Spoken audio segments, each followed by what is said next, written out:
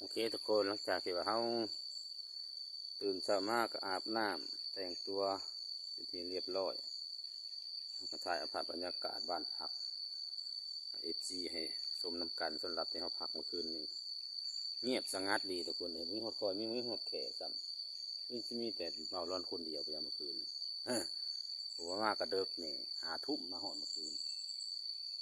ถ่ายบรรยากาศรอบๆค่ะมีคนเมี่ยงเสียงน้ำผกน้ำพ้นแมงใหม่ยังอีจักจันห้องบรรยากาศดีทุกคนเลยเหมาะสำหรับการมาพักผ่อนแบบเงียบทุกคนเลยเป็นบ้านพักสื่อเป็นอย่างว่าบ้านพักสบายดีเนาะมาทั้งมุ่งหน้ามาแต่สวรรค์กับสิอยู่ขวามือเนาะครึ่งอยู่กลางตลาดเซปูนถ้าทานได้จากมาพักก็อย่าลืมเด้อเนาะฝากโปรโมท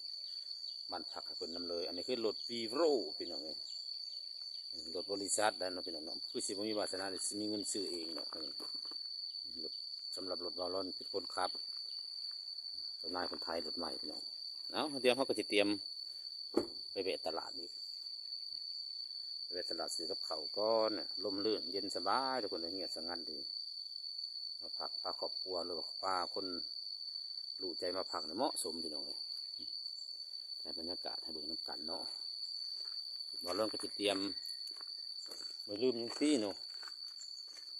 ไม่มีแนวลืมหรอกบรรยากาศน้ำเสาโอเคทุกคนไปพบกันอยู่ที่ตลาดเด้อ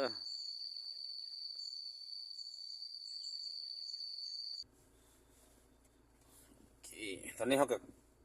เตรียมลงตลาดต่อทุกคนหลังจากว่าถ่ายบรรยากาศวิวข้างนอกได้ครับชมน้ำกันแล้วก็เขาก็สิเตรียมลงไปตลาดเด้อทุกคนเดินสตาร์ทรถอุ่นเครื่องจังน้อยก่อนเนาะเดี๋ยวเบิ่งลักกิโลน้ำกันทุกคนเนี่ยลักกิโลยังหน่อยๆเลยออกใหม่ๆเลยเนี่ย5,925 กิโลเนี่ยโอ้โหไม่เอี่ยมอ่องเลยทุกคนเอ้ยบุญวาสนาบ่าวรถชาแนลจะมีบุญวาสนาได้ซื้อเป็นของตัวเองอยู่บ่น้อเนี่ยได้ครับก็ถือว่าเป็นบุญเลยพี่น้องเลยรถเจ้านายเนาะเพิ่นออกรถใหม่มาให้ประมาณเดือนเศษได้เนี่ยป้ายังบ่ได้เลยเนาะถ้าได้ป้ายแล้วสิลงคลิปให้ FC ได้ครับชมนำกันเด้อนั่นคือเอาไปเสี่ยงโชค รออีกสักน้อยหนึ่งเนาะตอนนี้เพิ่นยังเดินเห็ดหนังสือเอกสารยังบ่ทันได้ป้ายใหม่เด้อเนาะเป็นรถบริษัทก็เฮานี่แหละเป็นคนขับเป็นคนดูแลก็ได้เนาะเพิ่นมอบหมายให้เลยทนุถนอมเอาแล้วเฮ็ดจังไดเนาะเจ้านายเพิ่นอุตส่าห์ซื้อใหม่ๆให้นั่นนี่ถนอมน้ำกันเลยไอ้น้องเฮาก็ได้โอเคเด้อทุกคนเดี๋ยวไปพบกันอยู่ตลาดเนาะไปหาเราซื้อกับข้าวตลาดจังสิเดินทางต่อไปไส้แดนลาวบ่าวบรรยากาศตอนลงมาจากที่พักก็โอ้สุดยอดสุดหน่อยอยู่ในมุมนี่เป็นมุมสูงเนาะข้างสนามเดินบานหรือว่าข้างน้ำประปาเมืองซีปูนมุมนี่จะสูงแล้วก็เห็นวิวภูเขาก่อนเราจะเดินลงไปตลาดซาเนาะพี่น้องเนาะขับรถลงไปค่อยเลยลงไปเก็บภาพบรรยากาศเพื่อให้ท่านผู้ชมได้ชมบรรยากาศไปพร้อมๆกันเด้อเนาะถึงต่อหน้าไปก็จะเป็นถนนใหญ่หรือว่าถนนเล็กเก้าใจกลางเมืองของเมืองเซโปนมาสันซะทุกคนก็เลยจะพาบรรยากาศเพื่อให้FCได้รับชมนำกันเนาะสิพาท่านผู้ชมไปเลาะตลาดเนาะไปเบิ่งวิธีชีวิตการค้าการขายยามมื้อเช้าของขายของตามฤดูกาลที่มีอย่างในส่วงนี้เดี๋ยวไปติดตามนำกันเด้อโอเคเดี๋ยวตอนนี้เขาก็มาหอดตลาดไปที่เรียบร้อยตลาดกันเด้อตามถนนก่อนไปซื้อไปเบิ่งหมูกระทอกก่อน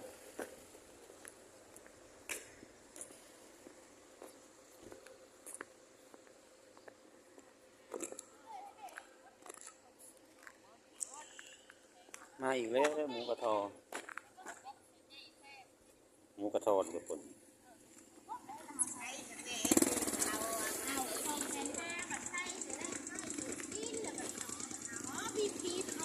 หมูกระทอขออนุญาตถ่ายนี่เด้อ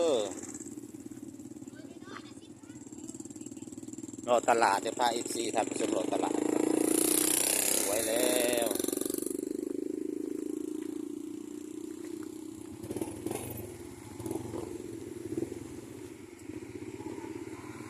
ช้เลยลูกไผ่นะโอ้ยเนาะดินแต่โทรศัพท์ดูแท้ลูกไผ่เนี่ยเลาะตลาดก่อนลูกไผ่กันเลาะดินแต่โทรศัพท์เดี๋ยวเก็บภาพบรรยากาศตลาดเซโปนให้ท่านผู้ชมได้ชมนำกันโอ้ยมักหนัดขึ้นหน่วยใหญ่แต่ว่าฮ่าสื่อนี้กินดีวะมื้อนี้จีปะเต้แล้วทุกคนนะจีปะเต้แล้วก็จีเวียดโอ้ยมือคือสั่นแหละสั่นแท้โอ้ยปลาทั้งตัวใหญ่แท้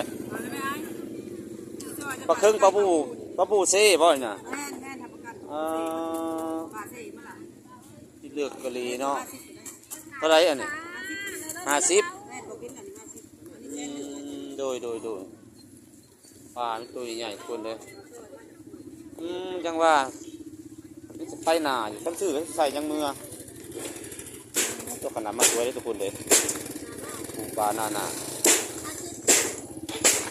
ปลาหลาดก็มีเนาะรถปลาหลาดที่ปลาน้ำคลองแซงก็ได้ปลาหลาดในท่ายหูนี่เด้อ2 4 6ปลาครึ่งคือปลาครึ่งมันปลาครึ่งซีก็เดียวกันปลาครึ่งน้ำคลองเนาะคือกันกับปลาน้ำคลองเลยมันขึ้นมาแต่คลองเหมือนว่าปลาพี่น้องเลยปลากันเดียวกันกับปลาน้ำคลอง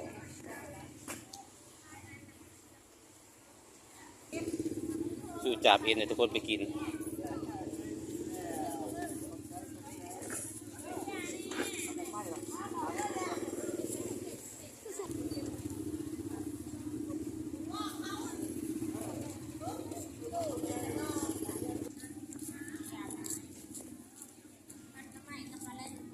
ผักธรรมชาติ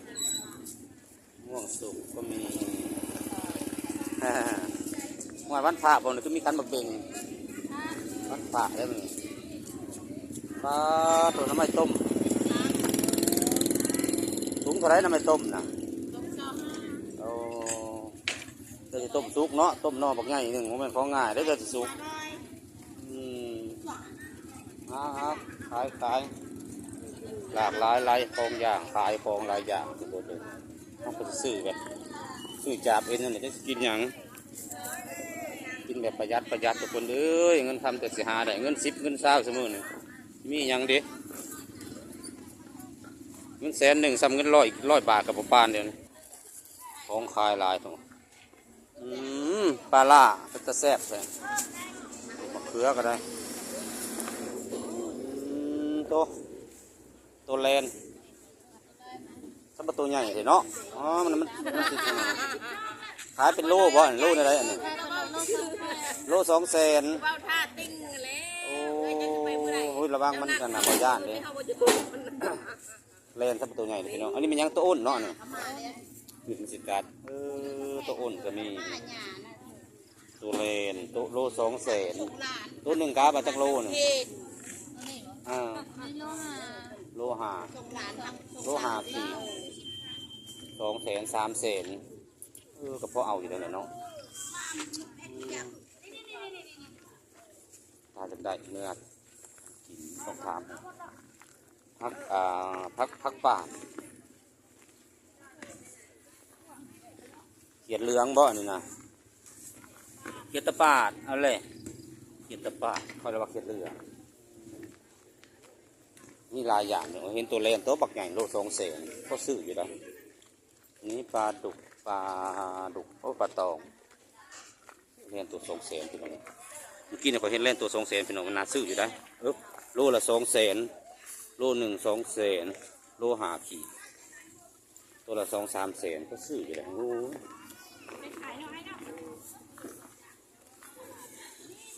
ก็ซื้อหมดทุกคนตัวเลนโลละ200,000ใส่เสลอสมิงหรอปะสวยเลยนี้จะเป็นผักทุกคนผักกาดผักกะหล่ำมะพริกมะเขือมะแข้งหัวหอมหัวหอม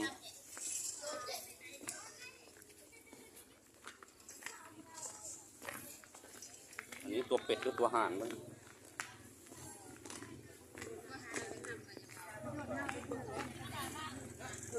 หวาย ป่าวะ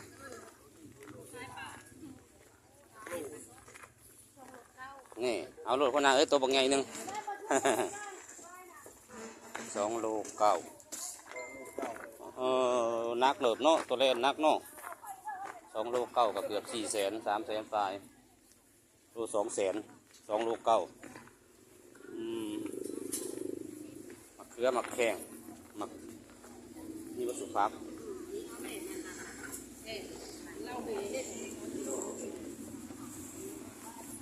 เขาจีปะตีอัน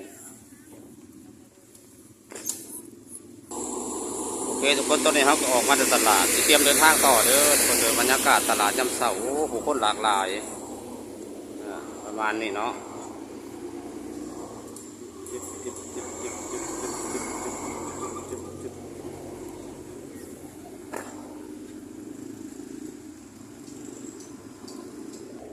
เนี่ยหมูกระทอทุกคนหมูกระทอก็จะซื้อเลย